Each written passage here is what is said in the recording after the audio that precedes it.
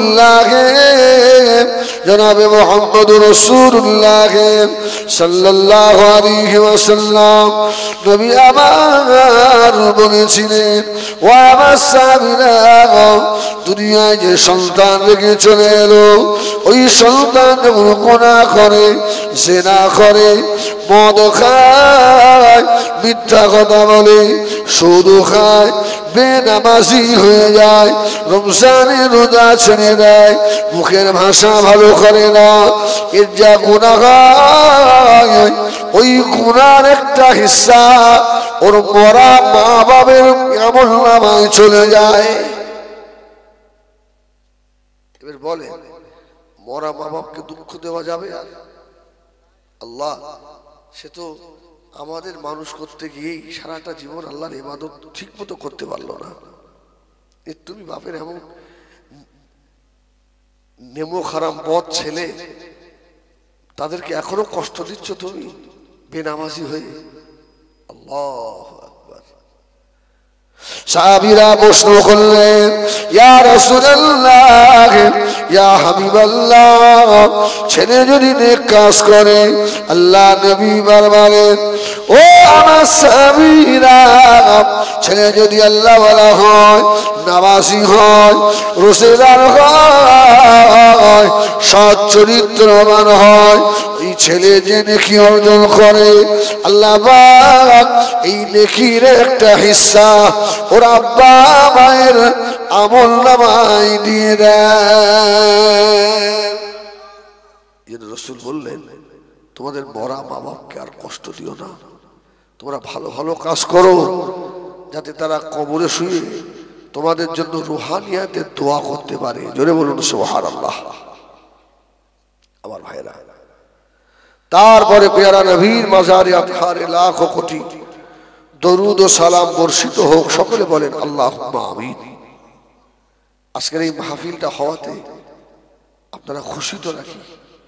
খুশি না? আপনারা যত বেশি না খুশি, আমরা বক্তারা দুটো টাকা পাবো, তোমাদের থেকে আমরা আরো বেশি খুশি। আল্লাহ, মাহফিল দেওয়া ভালো, অনেক ভালো কাজ।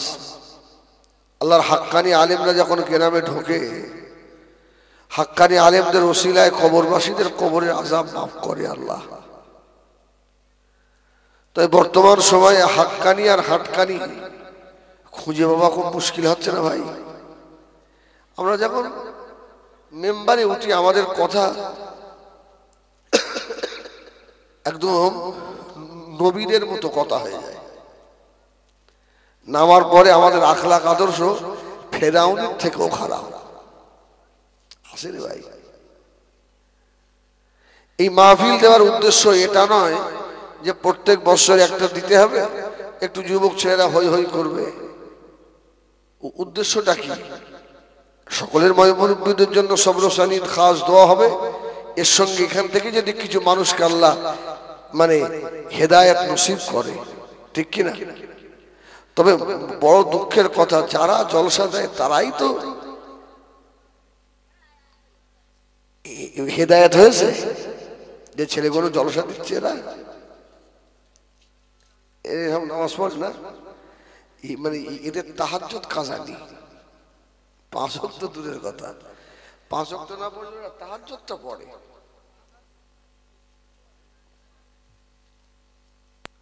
শোনা, এই জন্য আল্লাহ বলেছে, তুমি জাহান্নামের আগুন থেকে বাঁচো, তোমার আহাল আহলিয়া দিগকে জাহান্নাম থেকে বাঁচাও।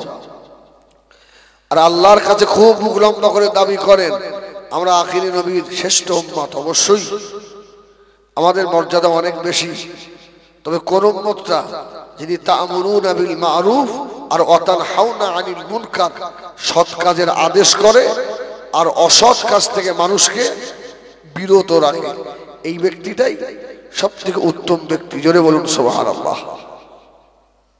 এবার বলেন, যারা আজকে মাহফিলে এসেছেন, এখান থেকে তো হাদিস কোরআন শুনে নিয়ে কাল মোটামুটি অর্ধেক আলেম হয়ে সব বাড়ি চলে যাবেন। বাড়ি গিয়ে ছেলে মেয়ে নাতি পোতাদেরকে দিনের দাওয়াত দেবেন তো? দাওয়াত দেবেন না? আল্লাহু আকবার। বেকার হবে। বাড়ির গার্জেনকে আল্লাহ পাক ধরবে না ধরবে না ধরবে না? গার্জেন তাহাজ্জুদ পড়ে, রোজা রাখে, হজ করে, বিরাট আমলিয়াত মানুষ, কিন্তু বৌমা নামাজ পড়ে না, ছেলে নামাজ পড়ে না, পোতা নামাজ পড়ে না, নাতি নামাজ পড়ে না, সব বেনামাজি। আর উনি চাচা মসজিদে বসে বসে শুধু আল্লাহু আল্লাহু করছে। আল্লাহ আল্লাহ এই জন্য তার হাবিবকে বলেছিলেন, ওয়া আনজির আশিরাতাকাল আকরাবিন। হাবিব আগে দাওয়াত নিজের ঘরে দাও, তারপরে বাইরে দেবে, আগে ঘরে দাওয়াত দিতে হবে। আমার ভাইজানেরা, সোনা বাড়িখেরা, নবী আমার দিন দুনিয়ার বাদশাহ জনাবে মুহাম্মদুর রাসূলুল্লাহ সাল্লাল্লাহু আলাইহি ওয়াসাল্লাম, আল্লাহ নবীর 10 বছর 13 বছর, এই 23 বছরের জিন্দেগি আল্লাহ নবীর দুটো পার্ট ছিল, একটা মক্কি জিন্দেগি আর একটা মাদানী জিন্দেগি। মদিনা মক্কা একটা পার্ট, মদিনার একটা পাঠ। ও আমার ভাইজানেরা, মক্কা শরীফে আমার নবী জাতিত হয়েছেন, মক্কার মানুষদের কাছে আল্লাহ নবী মার খেয়েছেন, আল্লাহ নবীর মাথার উপরে মরা উটের পচা ভুঁড়ি দেওয়া হয়েছে, আল্লাহ নবীর খাবারের উপরে নোংরা আবর্জনা ফেলে দেওয়া হয়েছে, আল্লাহ নবী কাবার পাশে নামাজে দাঁড়িয়েছে, আমার রাসূলুল্লাহর গলায় ফাঁস দেওয়া হয়েছে। আল্লাহ নবীর মক্কি জিন্দেগিতে রাসূলুল্লাহ আমার শান্তি পেলেন না, আল্লাহ বাগনা খুললেন, আমার নবী আপনি মক্কা থেকে মদিনায় চলে যান। আল্লাহ নবী মদিনায় চলে গেলেন, মদিনায় গিয়ে আল্লাহ নবী শান্তির ঘুম ঘুমান নাই গো। মদিনা থেকে জিহাদ শুরু হয়ে গেল, শুধু নবীর একটাই অন্যায় হলো কালমা লা ইলাহা ইল্লাল্লাহ, লা ইলাহা ইল্লাল্লাহু মুহাম্মাদুর রাসূলুল্লাহ। যতদিন আল্লাহ নবী কলমা দাও দেয়নি, মক্কার মানুষদের কাছে নবী আমার আলামিন ভালো ছেলে, ন্যায় পরায়ণ বলেছিল, যেই নবী কলমা দাও দিল নবী আমার খারাপ হয়ে গেল। এর আগে মক্কার মানুষের আমার নবীকে আলামিন বলতো না, ভালো মানুষ বলতো না। আল্লাহু আকবার, এত ভালো ছেলে হয় না। যেই রসুল বললেন লা ইলাহা ইল্লাল্লাহ, अल्लाह के सिवा कोई माबूद नहीं, मोहम्मद अल्लाह का रसूल है, যেই বলল এইবারই মোহাম্মদ সাল্লাল্লাহু আলাইহি ওয়াসাল্লাম, আমার নবীর উপরে রাতে দিনে অত্যাচার শুরু হয়ে গেল। ও আমার ভাইজানেরা, আমার রাসূল পাক সাল্লাল্লাহু আলাইহি ওয়াসাল্লাম যখন এলেন, ওই মক্কা শরীফে একজনও কলমা পড়নেওয়ালা ছিল না গো। আল্লাহ নবীর আখলাক, আল্লাহ নবীর উসওয়ায়ে হাসানা দেখে মক্কার বেদীনগুলো যারা বদ্দিন ছিল দিনের সঙ্গে জুড়ে গেল। আল্লাহ নবীর কথায়, আল্লাহ নবীর ভাষায়, আল্লাহ নবীর আখলাক, আল্লাহ নবীর তার মাধ্যমে ও সোনা মালিকেরা, আজকে আমাদের ভাষাগুলো কোথায় গেল? নবিয়ানা ভাষা। এই ঠিক বললাম না ভুল বললাম? আমি একটা আলেম, আমার চলা ফেরা, খাই খাওয়া ওঠা বসা সব নমরুদের মতো হবে, আবু জেহেলের মতো হবে না, নবীর মতো হবে? এই বলো না, নবীর মতো হবে তো? আল্লাহু আকবার।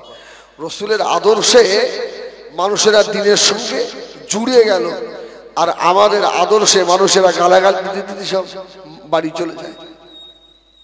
আমরা এত সুন্দর আদর্শবান,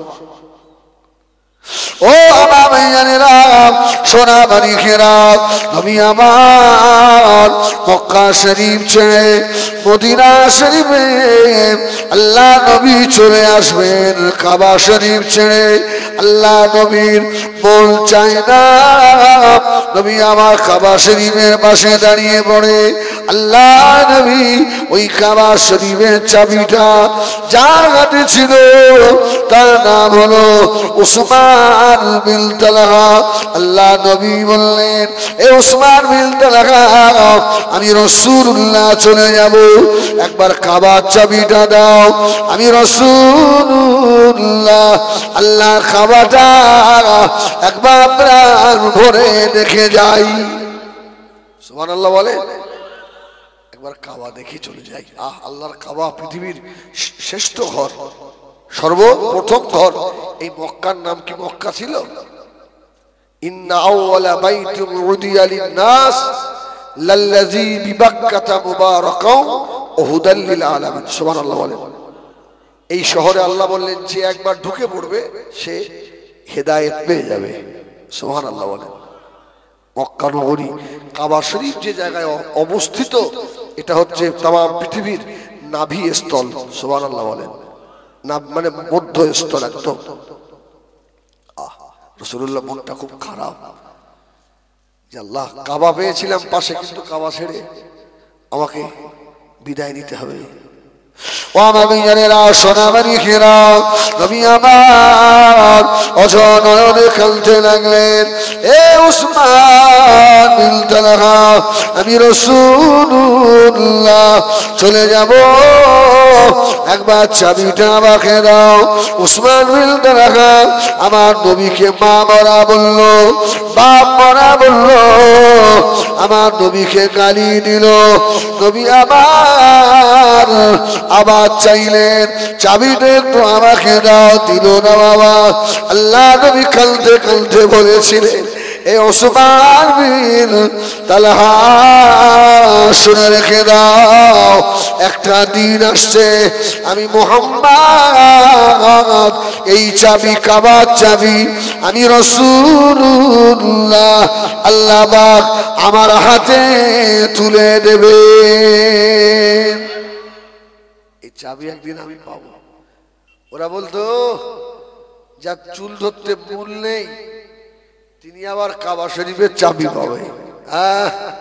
আমার রাসূল কাবা ছেড়ে যখন মদিনা শরীফে চলে আসছেন, আহা সুবহানাল্লাহ বলেন, রাসূলের মনে কত দুঃখ বলেন, কত কষ্ট। ও আমার ভাইয়ানেরা, আল্লাহ নবী কাবা ছেড়ে চলে আসছেন, বারে বারে দুপা করে যায়। নবী আমার ঘুরে ঘুরে আল্লাহ কাবা দেখেন। আল্লাহ নবী নূরে দুটো চোখ দিয়ে ঝরনার মতো পানি টোসা গড়িয়ে যায়, আবার দুপা করে যায়, আবার কাবার দিকে ঘুরে ঘুরে তাকায়। এ কাবারে এই নিষ্ঠুরেরা আমি রাসূলুল্লাহকে তোর কাছে থাকতে দিল না রে কাবা। নবী আমার মক্কা থেকে মদিনা শরীফে চলে গেলেন। ও ভাইয়ানেরা, এখানে হয়তো বলা যায় আল্লাহ নবী মদিনায় যাচ্ছেন, মদিনায় খবর হয়ে গেল। যদি বলুন সুবহানাল্লাহ, রাসূলুল্লাহ মদিনায় আসছে। ও মদিনার ছোট ছোট বাচ্চাগুলো মদিনা থেকে বহু দূরে হেঁটে হেঁটে চলে গেল। এক রিওয়ায়াতে এসছে যেখানে বদরের যুদ্ধ হয়েছিল, এই বদরের যুদ্ধ হয়েছিল এখান থেকে 50 থেকে 60 কিলোমিটারের ভিতরে আবওয়া নামক জায়গা, যেখানে রাসূলুল্লাহর আব্বার মায়ের মাজার আছে, কবর আছে। আবওয়া ছেলেরা হেঁটে হেঁটে হেঁটে হেঁটে যে চলো আমরা নবীকে ইস্তেকবাল করে সম্মান দিতে দিতে মদিনায় নিয়ে আসবো। জোরে বলুন সুবহানাল্লাহ। ও আমার ভাইয়ানেরা, নবী আমার উটের পিঠে রয়েছেন, আবওয়ার কাছাকাছি চলে গেল। মদিনার ছেলেরা, মদিনার কচি কচি বাচ্চারা আল্লাহ নবীকে দেখে স্বাগতম জানালেন। তালাল বদরু আলাইনা মিন সানিয়াতিল ওয়াদাই। এই গান গাইতে লাগলো। আল্লাহ নবী উঠের ওপর থেকে নেমে পড়লেন। মদিনার বাচ্চারা বলেছিল, ইয়া রাসূলুল্লাহ, ইয়া হাবিবাল্লাহ, আপনি তো আমাদের মদিনায় যাবেন, আমাদের দুটো শর্ত আছে। আমাদের দুটো শর্ত। রাসূল বলল, কচি তোমাদের শর্ত কি বাবা? ভাই, আমি হিজবুল্লাহ যখন একটা বাজে কথা বলবো আমাকে তখন বলবেন। আমি যতটুকু পারি এশকের সঙ্গে বলার চেষ্টা করি, না পারলে নেমে চলে যাই। সবসময় মাথায় রাখবেন, আমার পীর আল্লামা কালিমুল্লাহ হুজুর রহমাতুল্লাহ আলাইহি, আপনারা হুজুরকে চিনতেন না? হুজুর বলতেন, কচি এটা হচ্ছে স্টেজ নয়, এটা হচ্ছে মিম্বারে রাসূলুল্লাহ, সুবহানাল্লাহ বলেন। যতক্ষণ এই মাহফিলে এখানে অজনসিয়ত চলবে, এই মেম্বারটার অনেক দাম। কচি এখানে এটা বাজে কথা বলার জায়গা নয়, কঠিন গুনাহ হয়ে যাবে। আল্লাহু আকবার।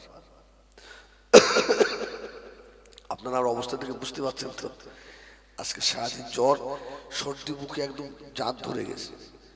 না এলে নয়, এখান থেকে আবার যাবো আপনার সেই ডায়মন্ড হাবড়া হটুগঞ্জ, বুঝছেন না? দাওয়াত নেওয়া রয়েছে, যেতে হবে। আল্লাহু আকবার। শত আপনাদের দোয়াই চলছে, আলহামদুলিল্লাহ। আল্লাহ আল্লাহ। ওহ, এই দেখেন, আল্লাহ নবী মদিনার বাচ্চাদের বলল, এ মদিনার ছেলেরা, তোমাদের আবার কিসের শর্ত? ছেলেগুলো দাঁড়িয়ে বলল, ইয়া রাসূলুল্লাহ, ইয়া হাবিবাল্লাহ, হুজুর এক নাম্বার শর্ত হলো, আপনি যখন আমাদের মদিনায় আসছেন আমরা আপনাকে ছেড়ে দেব না। আপনি ওয়াদা করুন মদিনা ছেড়ে কোনদিন চলে যাবেন না। সুবহানাল্লাহ বলেন। আপনি মদিনা ছেড়ে যাবেন না তো ইয়া রাসূলুল্লাহ? ও আমার ভাইজানেরা, আল্লাহ নবী দূরে দুটো চোখে পানি এসে গেল।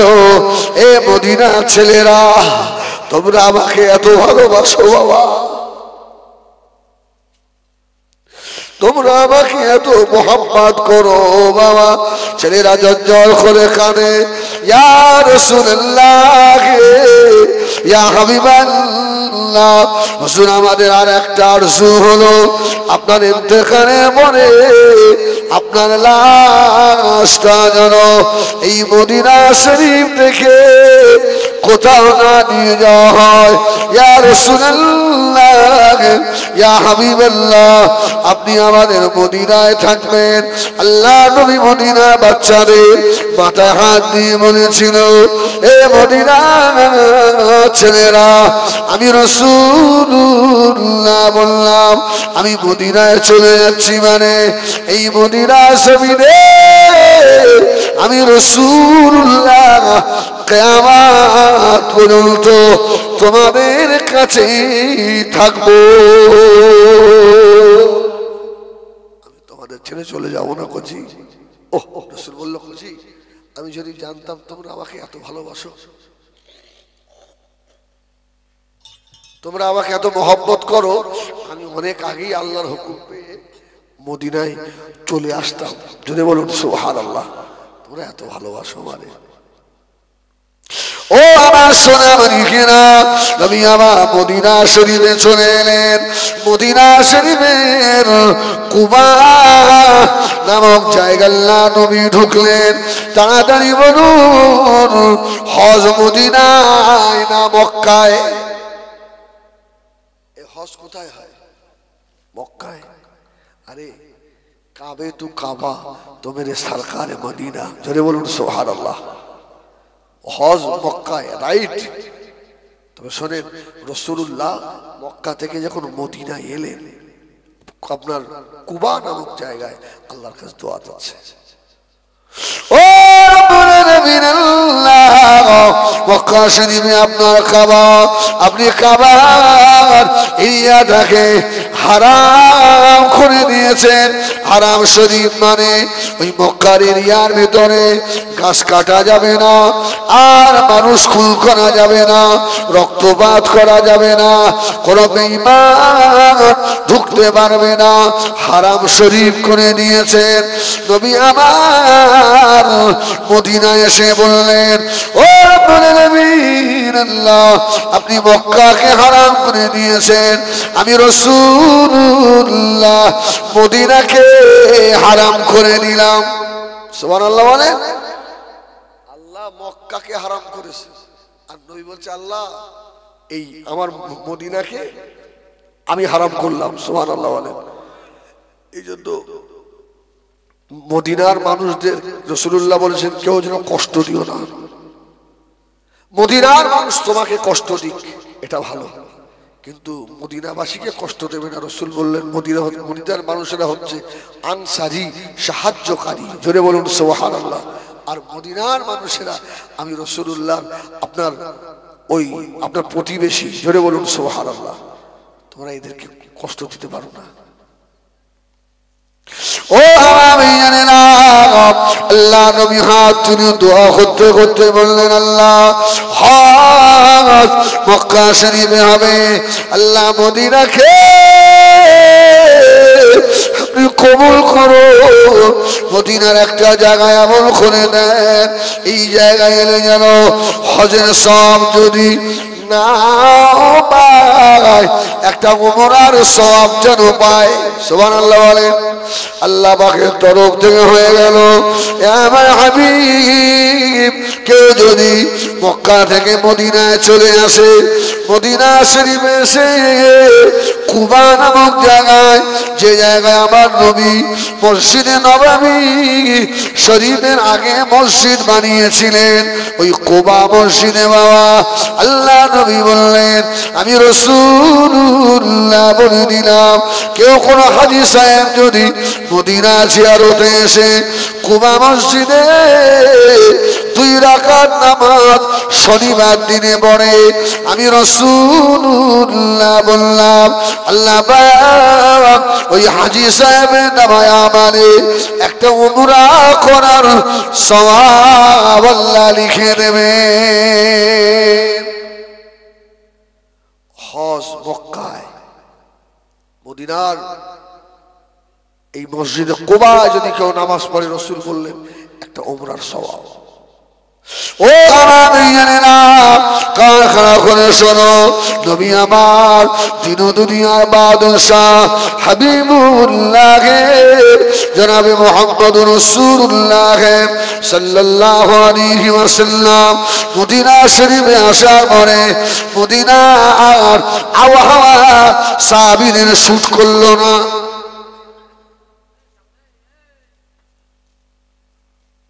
সাহাবীদের ঠিক আবহাওয়া শুট হচ্ছে না। আমার রাসূল দোয়া করলেন, আল্লাহ মক্কা থেকে যারা মদিনায় এসছে, আল্লাহ আপনি এদের সাহায্য করেন। আল্লাহ সুবহানাল্লাহ বলেন। ও আমার ভাইয়েরা, এই মদিনা শরীফে আল্লাহ নবী এসে গেলেন, মদিনার মানুষেরা খুশি। নবী আমার উটের উপরে করে আসছেন, আল কাসার উপরে। মদিনাবাসীরা আল্লাহ নবীকে একটু বাড়িতে বসাবেন, পাগল হয়ে গিয়েছে। এ বলছে নবী আমাদের বাড়ি আসবে, ও বলছে রাসূলুল্লাহ একবার আমাদের বাড়িতে আসো। আল্লাহ নবী জামা ধরে টানাটানি শুরু করে দিল। সুবহানাল্লাহ বলেন।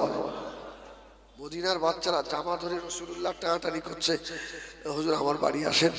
ও বলছে আমার বাড়ি আসেন। আমার নবী বলল হবে না, এই শোনো, আমার আল কাসওয়া এই উট যার বাড়ি গিয়ে বসবে, আমি রাসূলুল্লাহ তার বাড়ির মেহমান হব। সুবহানাল্লাহ বলেন। ও আমার ভাইয়েরা, সাহাবায়ে কেরামেরা সব বাড়ির সম্মুখে উঠানে ছোলা ছড়িয়ে দিল। আল্লাহ নবীর উট যেন আমার বাড়িতে এসে বসে। না না আল্লাহ নবীর উটকে আল্লাহ নবীর সাহাবী হযরত আবু আইয়ুব আনসারী রাদিয়াল্লাহু তাআলা আনহুর বাড়িতে গিয়ে বসলেন। হযরত আবু আইয়ুব আনসারীর দোতলা কাঠের একটা বাড়ি ছিল। ওই বাড়িটা আবু আইয়ুব আনসারীর কি? এই ওই বাড়িটা আবু আইয়ুব আনসারীর না, রাসূলুল্লাহ জন্ম নেওয়ার 1000 বছর আগে বাদশা তুব্বা মদিনার উপর দিয়ে, মদিনার নাম তো মদিনা ছিল না, মদিনার নাম ছিল ইয়াসরিব। রাসূলুল্লাহ যখন হজ করতে যাচ্ছিলেন, আল্লাহু আকবার, ওখানে ওনার একটা ছেলে অসুস্থ হয়ে গেল। ছেলেটাকে ওখানে রেখে দিয়ে উনি হজ করতে গেলেন। কোন রিওয়ায়াতে আছে ওই সময় মক্কা শরীফে আপনার মহামারী চলছিল, বাচ্চাটাকে নিয়ে যায়নি, মদিনায় রেখে গেছিল। এসে দেখছে বাচ্চাটা মারা গেছে। ওখানে একটা বিরাট যুদ্ধ হয়েছিল। তারপরে লাস্টে খবর পাচ্ছে যে এই মদিনায় আখিরি নবী মক্কা থেকে হিজরত করে এই মদিনায় আসবেন। বাদশা তুব্বা বললেন, আমি তো ওই নবীর খেদমত করতে পারবো না, অন্তত রসুল যখন মদিনায় আসবেন আমি নবীর জন্য একটা ঘর বানিয়ে দিয়ে যাই। জোরে বলুন সুবহানাল্লাহ। একটা ঘর বানিয়ে দিয়ে একটা চিঠি লিখে দিয়ে গেছিল, যে এই চিঠিটা মুহাম্মদুর রাসূলুল্লাহকে দেবে। সুবহানাল্লাহ বলেন। ও আমার ভাইয়েরা, সোনামানিকেরা, ওই চিঠিটা আল্লাহ নবীর হাতে চলে এলো। নবী আমার আবু আইয়ুব আনসারীর বাড়িতে উঠলেন। আবু আইয়ুব আনসারী বলল, ইয়া রাসূলুল্লাহ, ইয়া হাবিবাল্লাহ, হুজুর আপনি তো তলায় থাকুন, আমি আবু আইয়ুব নিচের তলায় থাকবো। আল্লাহ নবী বললেন, বাবা আবু আইয়ুব, না না, আমি মুহাম্মদুর রাসূলুল্লাহ, আমার কাছে বহু লোক আসবে। ও বাবা আবু আইয়ুব, তুমি উপরে থাকো, আমি রাসূলুল্লাহ নিচের তলায় থাকবো। আল্লাহ নবী আবু আইয়ুব আনসারীর বাড়ি থেকে নবী আবার দিনের দাওয়াত দিতে লাগলেন। 1 বছর 2 বছর করে 6 বছর হয়ে গেল। আল্লাহ নবী সাহাবীদের কলিজায় জন্মভূমির একটা মায়া আছে না নাই? জন্মভূমি, আমরা যখন দক্ষিণের দিকে জলসায় যাই, একদম জলকর এলাকায়, তখন আমরা ড্রাইভাররা সব বসে বসে গাড়ির মধ্যে আলোচনা করি, এরা থাকে কি করে, এরা এখানে বাস করে কি করে। এখানে শুধু রাত হলে আপনার ঘুঘুরোর ডাক ছাড়া আর কোনো ডাক নেই, এরা থাকে কি করে। আবার মাঝে মধ্যে বলে, ঘুঘুরোর ডাক শুনলেও এটা হচ্ছে ওদের জন্মভূমি। হ্যাঁ, জন্মভূমির মায়া একটা আলাদা। রাসূলুল্লাহ বারবার এমনি তাকাচ্ছিলেন, মদিনায় যতই থাকুক রসুলের মক্কার প্রতি একটা মোহাব্বত ভালোবাসা ছিল না, ছিল না, জন্মভূমির মায়া। ও সাহাবীরা সব কানাঘুষা করছে, জানেন, যদি রাসূলুল্লাহ একবার বলতেন তাহলে আমরা একবার মক্কা শরীফে যেতাম উমরা করতে, 6ষ্ঠ হিজরিতে। আল্লাহু আকবার। নবী আমার এশা নামাজ পড়ে শুয়ে পড়লেন।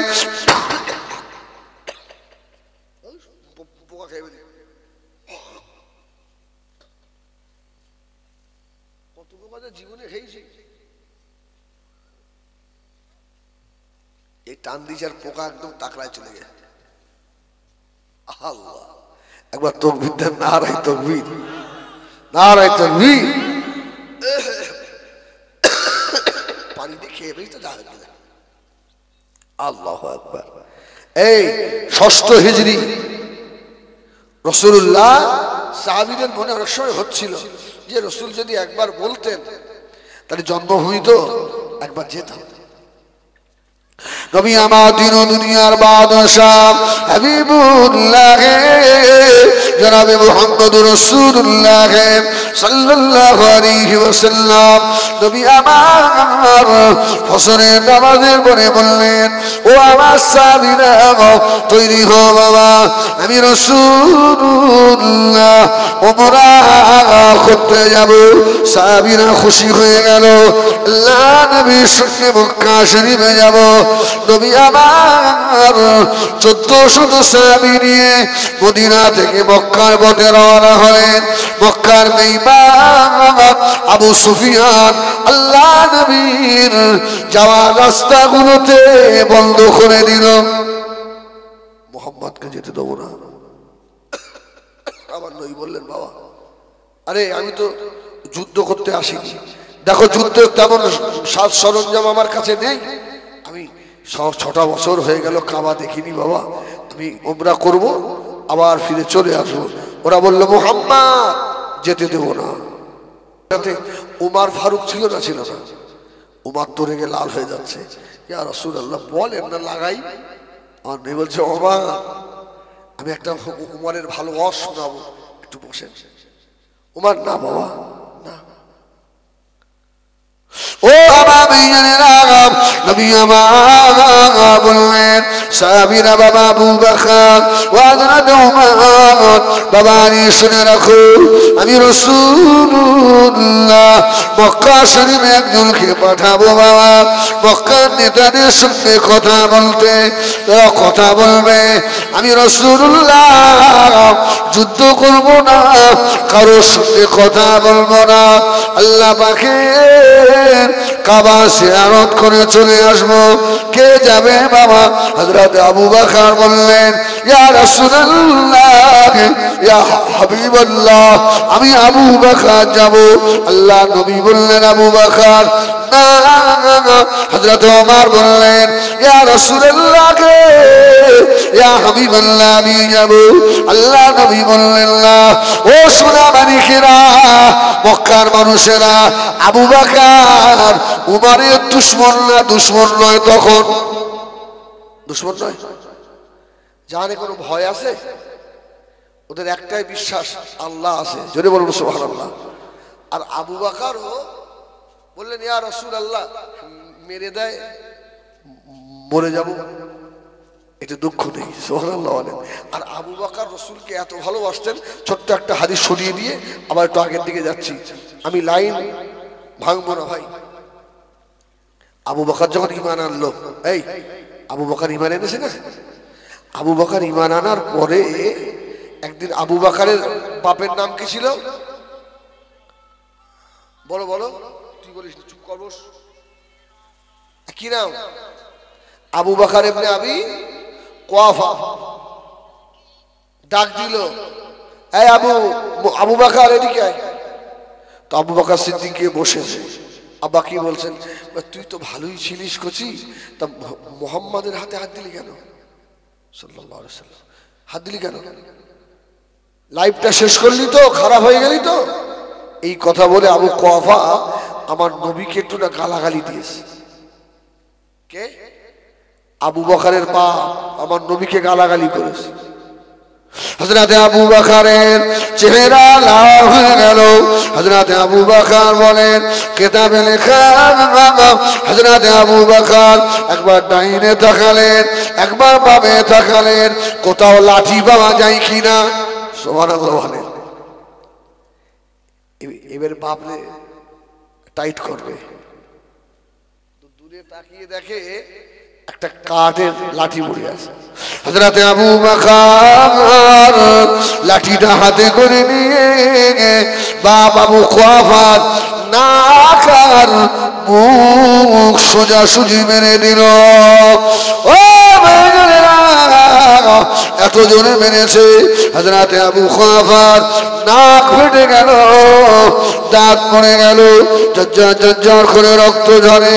হযরত আবু কুহাফা চিল্লাতে লাগলো, বাঁচারে আমার আবু বকর মেরে ফেললো রে, আমার আবু বকর ভালো ছিল রে বাবা। মুহাম্মদ সাল্লাল্লাহু আলাইহি সাল্লামের হাতে হাত দিয়ে এত খারাপ আবু বকর হয়ে গিয়েছে, বাঁচাও বাঁচাও। হযরত আবু কুহাফা বাপের দাঁত ফেলে দিয়ে আর অন্যদিকে ফিরে বসে আছে। জোরে বলুন সুবহানাল্লাহ। বাপ হও আর জেলার সাহেব হও, আমি আবু বকর যখন ঈমান এনেছি, বাপ আবু কুহাফা তোমার থেকেও আমার নবীকে আমি আবু বকর বেশি ভালোবাসি। সুবহানাল্লাহ বলেন। আমার নবীর বিরুদ্ধে বললে আবার পিটবো। আল্লাহু আকবার। আবু বকরের বংশের লোকেরা সব এসে হাজির। এই খোকা, এইরকম পার বাপটাকে মারে, মারলি কেন? কোনো কথা হবে না, আমার জান অপেক্ষা আমি আমার রাসূলুল্লাহকে ভালোবাসি। আর আমার নবীর বিরুদ্ধে উল্টো পাল্টা বললো কেন?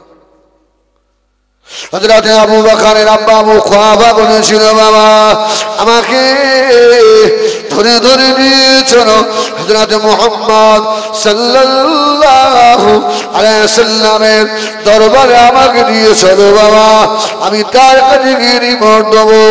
দুইজনে মানুষ হযরত আবু কুহাফা হাত ধরে নিয়ে আল্লাহর নবীর সম্মুখে দাঁড় করিয়ে দিল। আল্লাহ নবী বলল, বাবা আবু কুহাফা কি হলো তোমার? এত মার কে তোমাকে মারলো? হযরত আবু কুহাফা বলেছিল, মুহাম্মদ তুমি বড় পথ ভালো নয়। আমার আবু বকর জীবনে কোনদিন আমার মুখের উপরে কথা বলে না, মাথা হ্যাট করে কথা বলতো। তোমার সঙ্গে মিশে আমার আবু বকর আমাকে মেরে আমার দাঁত ফেলে দিয়েছে। আল্লাহ নবীর নূরের চেহারা লাল হয়ে গেল। সুবহানাল্লাহ বলেন। ওহ, রাসূল বললে সাহাবীরা আমার আবু বকরকে ডাকতো, তার ওর আব্বাকে কেন বললো? এই বাপের উপরে কথা বলা যাবে? বাপ وقل لهما قولا كريما واخفض لهما جناح الذل من الرحمة وقل رب ارحمهما كما ربياني صغيرا। মাথা ঝাঁকি মেরে কথা বলা যাবে না বাপ মায়ের সম্পর্কে, জোরে কথা বলা চলবে না, ওদের জন্য দোয়া করতে হবে। আবু বকরকে ডেকেছে, আল্লাহু আকবার বলেন, আল্লাহু আকবার। হয়তো আবু বকর আস্তে আস্তে এসে রাসূলুল্লাহর সম্মুখে, এ আবু বকর, লব্বাইক ইয়া রাসূলুল্লাহ। আরে তোমার আব্বাকে এরকম মারটা মারলে কেন? হযরত আবু বকর দাঁড়িয়ে বলল, ইয়া রাসূলুল্লাহ, ইয়া হাবিবাল্লাহ, আমি আমার জীবন অপেক্ষা, আমার বাপ অপেক্ষা, আমার মা অপেক্ষা, দুনিয়ার সব অপেক্ষা আমি আমার দয়াল নবীকে বেশি ভালোবাসি। ইয়া রাসূলুল্লাহ, ইয়া হাবিবাল্লাহ, আমার বাবার এত বড় সাহস, আমার সম্মুখে আমার দয়াল নবীকে গালি দিয়েছে।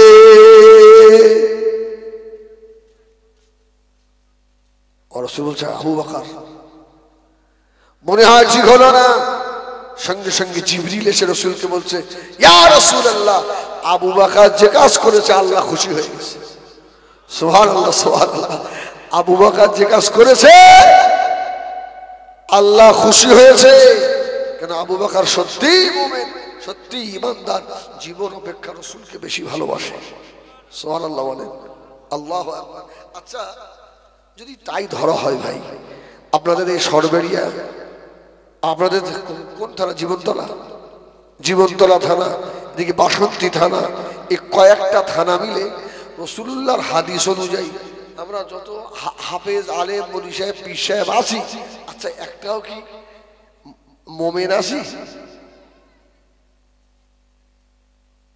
যতই আমি কানে হাত দিয়ে অস করি না কেন, রাসূল বললেন লা ইউমিনু, অতক্ষণ মোমেন হতে পারবে না, হাত্তা আকুনা আহাব্বা ইলাইহি মিন ওয়ালিদিহি ওয়া ওয়ালাদিহি ওয়ান নাসি আজমাইন।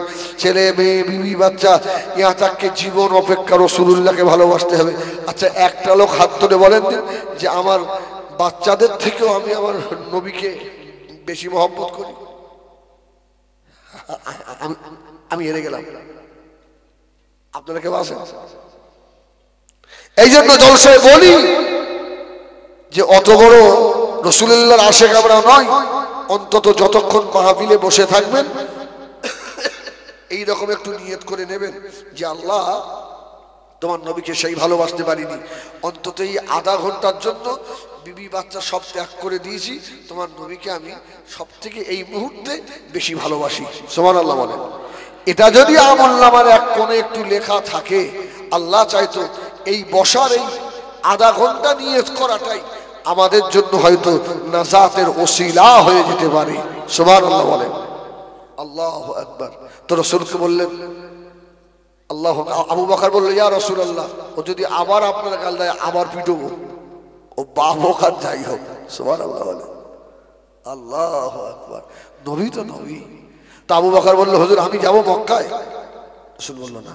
ওমর বলছে ইয়া রাসূলুল্লাহ আমি। নবী বলছে ওমর বাবা তুমি তো যেতেই পারবে না, তোমার যা মাথা গরম। আল্লাহু আকবার। ও আমার ভাইজানেরা, সোনামানি খেরা, হযরত ওমর কাল্লাবাগ এত বড় দরজা দিয়েছিলেন বাবা। হযরত ওমরের শানে কোরআন শরীফে প্রায় 19 জায়গায় আয়াত নাযিল হয়ে গিয়েছে। হযরত ওমরের সিদ্ধান্ত আল্লাহর সিদ্ধান্ত হয়ে গেছে। জোরে বলুন সুবহানাল্লাহ। ওমরকে আল্লাহ এমন ভাবে কবুল করেছে। ও সোনা মানিকেরা, আল্লাহ নবী বললেন সাহাবীরা, ও আমার সাহাবীরা তোমরা যেও না বাবা, আমার উসমানকে বাঁধাও। হযরত উসমানকে মক্কার মানুষেরা বড় ভালোবাসে। উসমান ধনী ছিল, উসমানের মাল মক্কায় এমন কোনো কেউ নাই যে খায় না। উসমানের কাছে মক্কার মানুষেরা ঋণী। জোরে বলুন সুবহানাল্লাহ। উসমানের কাছে এরা সব ঋণী, অতএব উসমান যাক। হযরত উসমান চলে গেল মক্কা শরীফে। চলে গিয়ে মক্কার আবু সুফিয়ানকে ডাকলো, এ মক্কার আবু সুফিয়ান, আমার দয়ার নবী আসবে, যুদ্ধ করবে না। আল্লাহ নবী একবার প্রাণ প্রিয় মোহাম্মদের কাবাটা প্রাণ দিয়ে দেখে কাবা তওয়াফ করে চলে যাবে। আবু সুফিয়ান বলল ওসমান, ও ভাই ওসমান, তোমাকে বড় ভালোবাসি, তুমি যখন এসে গেছো অন্য কেউ এলে ছাড়তাম না। ওসমান তুমি যখন এসে গেছো আল্লাহ পাকের কাবা তওয়াফ করে চলে যাও, মুহাম্মদ সাল্লাল্লাহু আলাইহি ওয়াসাল্লামকে আসতে দেব না। হযরত ওসমান দাঁড়িয়ে বললেন, এ আবু সুফিয়ান, এ মক্কার বেঈমানেরা শুনে রেখে দাও, আমার রাসূলুল্লাহ এই কাবা তওয়াফ করতে পারবে না, আর আমি ওসমান তওয়াফ করে যাব, এটা হতে পারে না। হযরত ওসমান কাবার সম্মুখে দাঁড়িয়ে শাহাদাত আঙুল বাড়িয়ে কাবাকে বলেছিল, এ কাবা তুই মনে দুঃখ নিবি না কাবা, আমি ওসমান তোকে তওয়াফ করতে পারবো না কাবা, কেননা আমার নবী তোকে তওয়াফ করবে না। আমি ওসমান জানি আল্লাহ পাক তোকে বানিয়েছে আমার নবীর ওসিলায়। জোরে বলো ও ভাইয়েরা, কাবা আগে না নবী আগে? নবীর জন্য কাবা না কাবার জন্য নবী? নবীর জন্য কাবা। উসমান বলল, যা কাবা তুই মনে দুঃখ নিস নি, আমি যাব না, আমি তোকে তওয়াফই করবো না। হযরত ওসমান ফিরে চলে আসবে। ও ভাইজানেরা, হযরত ওসমানকে ওরা বন্দী করে গোপনীয় খবর ছড়িয়ে দিল, আমরা ওসমানকে শহীদ করে দিয়েছি। এই খবর যখন চলে এলো নবী আমার মনে বড় ব্যথা পেলেন। হযরত আবু বকর ওমর বললেন, ইয়া রাসূলুল্লাহ, ইয়া হাবিবাল্লাহ, এখন জিহাদ শুরু হয়ে যাবে। আল্লাহ নবী বললেন, ওসমান, ও আমার আবু বকর, আমি রাসূলুল্লাহ তো যুদ্ধ করার নিয়ত করে বার হই না। হবে না, তবে তোমরা আমার হাতে হাত দিয়ে অঙ্গীকারবদ্ধ হও, বায়াত নাও। রাসূলুল্লাহ বাবলা গাছের তলায় বসে সাহাবীদের নিয়ে বায়াত করছেন। সব রাসূলুল্লাহর হাতের উপরে সাহাবীরা হাত রাখছে। আল্লাহ এত খুশি হয়ে গেলেন, সঙ্গে সঙ্গে কোরআন শরীফের একটা আয়াত আল্লাহ পাক নাযিল করলেন। জোরে বলুন সুবহানাল্লাহ। ইয়াদুল্লাহ ফাওকা আইদিহিম, হে আমার হাবিব, যারা আপনার হাতের উপরে হাত রেখেছে, আমি আল্লাহ আমার কুদরতি হাত তাদের হাতের উপরে রেখে দিলাম। আমি আল্লাহ আমার হাত তাদের হাতের উপরে। রাসূলুল্লাহ দেখছে সবাই হাত দিয়েছে, কিন্তু আমার উসমানের হাত কোথায়? আমার উসমানের হাত তো নেই। ও আমার ভাইয়েরা, সোনামারি খেরা, নবী আমার ওই জায়গায় দাঁড়িয়ে, হুদাইবিয়া নামক জায়গায় দাঁড়িয়ে আল্লাহ নবী বলেছিলেন, ও আমার সাহাবীরা, শুনে রাখো, আমার উসমান এখনো মক্কা শরীফে ওরা বন্দি করে রেখেছে। তোমরা সবাই তোমাদের নবীর হাতে হাত দিয়ে ঈমান আনলে, শপথ বাক্য গ্রহণ করলে, আমার ওসমান নাই। সাহাবীরা শুনে রাখো, নবী আমার দুটো হাত উঁচু করে বলেছিল, ও আমার সাহাবীরা, আমার ডান হাতটা হলো আমি রাসূলুল্লাহ, এটা আমার হাত। আমার বাম হাতটা হলো আমার উসমানের হাত। যদি বলছো সহজ ব্যাপার, রাসূল বলছেন ডান হাতটা আমার আর আমার এই বাম হাতটা আমার উসমানের। সাহাবীরা এই দেখো, আমার হাত দিয়ে আমার উসমানের হাতটাকে ধরে আমি রাসূলুল্লাহ বায়াত করিয়ে দিলাম। জোরে বলবেন না সুবহানাল্লাহ। ও আমার ভাইয়েরা, সোনামারি খেরা, অনেক বড় ইতিহাস বাবা। এখানে চুক্তিবদ্ধ হলো, আল্লাহ নবীকে মসজিদে ঢুকতে দেবে না। নবী আমার মন খারাপ করে আর ফিরে চলে এলেন, আর গেলেন না বাবা। ও ভাইয়েরা, আল্লাহ নবী নিজের জন্মভূমিতে যেতে দেওয়া হলো না। অষ্টম হিজরিতে আল্লাহ নবী আবার মক্কা বিজয় করেছিলেন।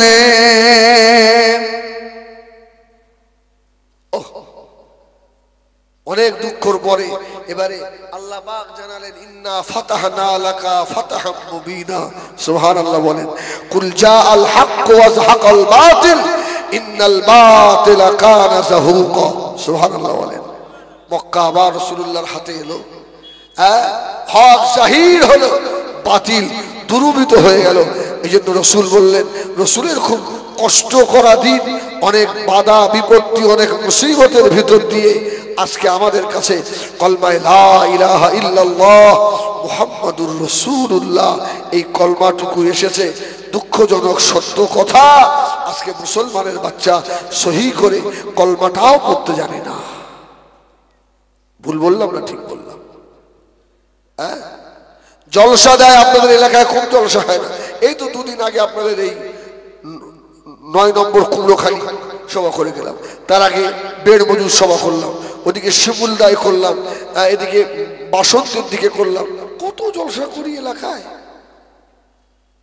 কিন্তু সত্যি খুব খারাপ লাগে। কাল হাসরের ময়দানে যদি আমার মতো বক্তাগুলোকে আল্লাহ ধরে না, আমরাও জবাব দিতে পারবো না। ভাই, জবাব দেওয়া যাবে না। ও আমার সোনা মানিকেরা, আমি হিজবুল্লাহ জন্য বলি বাবা, 40-50 1.5 লক্ষ টাকা করে 2 লক্ষ টাকা জলসায় খরচ না করে অল্প টাকা খরচ করে ইসানের সওয়াব করো, মসজিদের ইমামের বেতন বাড়িয়ে দাও, মসজিদ কমিটি শক্ত হও, বাচ্চাদের বাপ মায়েরা শক্ত হন, বাচ্চাগুলোকে মসজিদের ইমামের কাছে পাঠিয়ে দেন। এই 2 লক্ষ টাকা জলসায় দেওয়ার থেকেও ইমাম সাহেবের কাছে 1 ঘন্টা বসলে ফায়দা বেশি হবে না? হবে না? বেশি হবে না? কিন্তু যেই বসবে ইমাম সাহেবের কাছে সেইটা একদল বলবে এ তাবলীগ হয়ে গেছে। কি ফতোয়া দেবে না?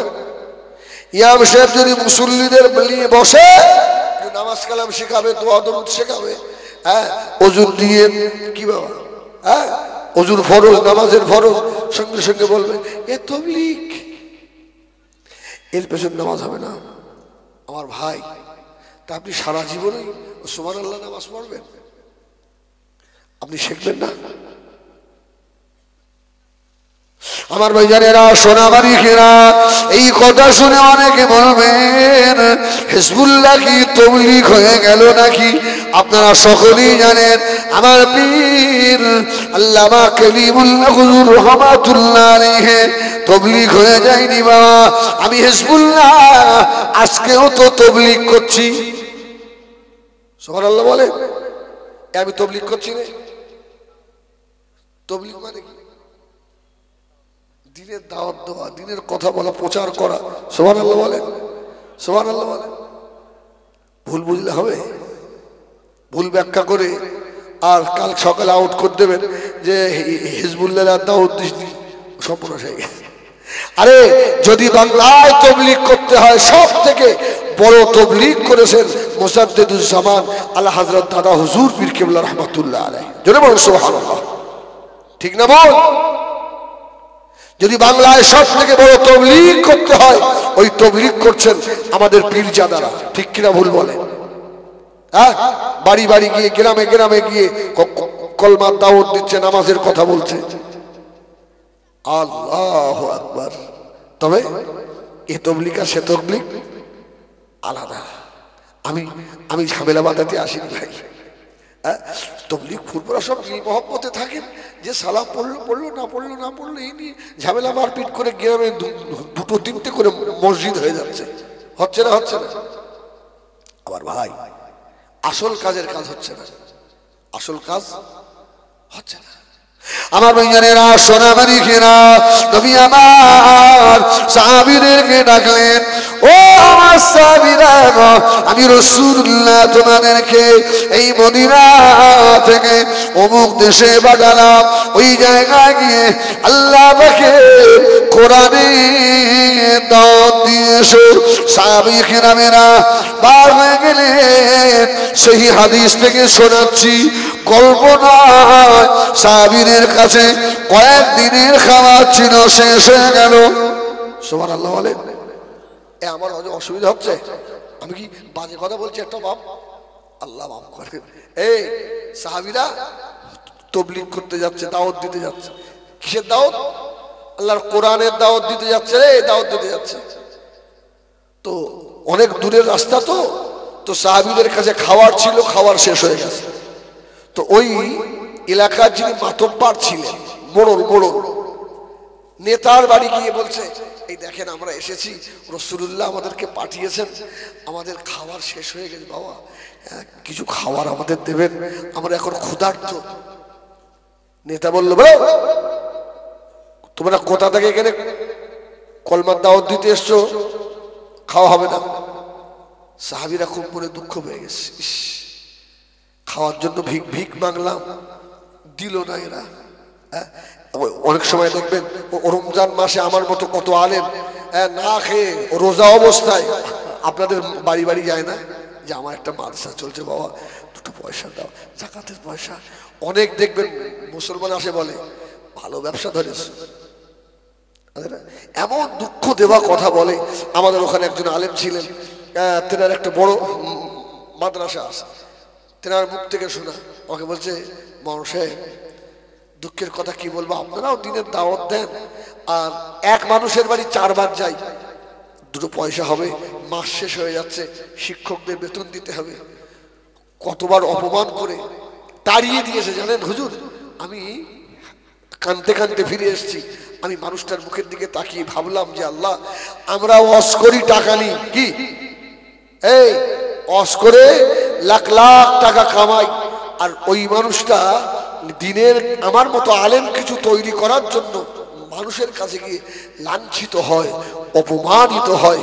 আরে এ দুনিয়ার মানুষের কাছে লাঞ্ছিত হয়, এ তো আল্লাহর দরবারে এর মর্যাদা মর্তবা অনেক বড় না বড় নয়? আল্লাহু আকবার, আল্লাহু আকবার। আমার দিকে ফের অসুবিধা, এটা তাকবীর দাও না আব্বা, নারায়ে তাকবীর, এটা জোরে বলো নারায়ে তাকবীর। আহা, সাহাবীরা গিয়ে বলছে দুটো খাওয়া হবে না, তাহলে বলছে হবে না, বলো কেন দেবো না। আল্লাহ নবীর সাহাবে কেরামেরা ঘর খারাপ করে চলে এলো, আল্লাহ পাক কোরআনের দাওয়াত দিলাম, খেতে দিল না, আল্লাহ তাড়িয়ে দিল। আল্লাহ পাক সহ্য করতে পারলেন না, ওই এলাকার উপরে আল্লাহ বিশাল সাপ আল্লাহ পাঠিয়ে দিলেন।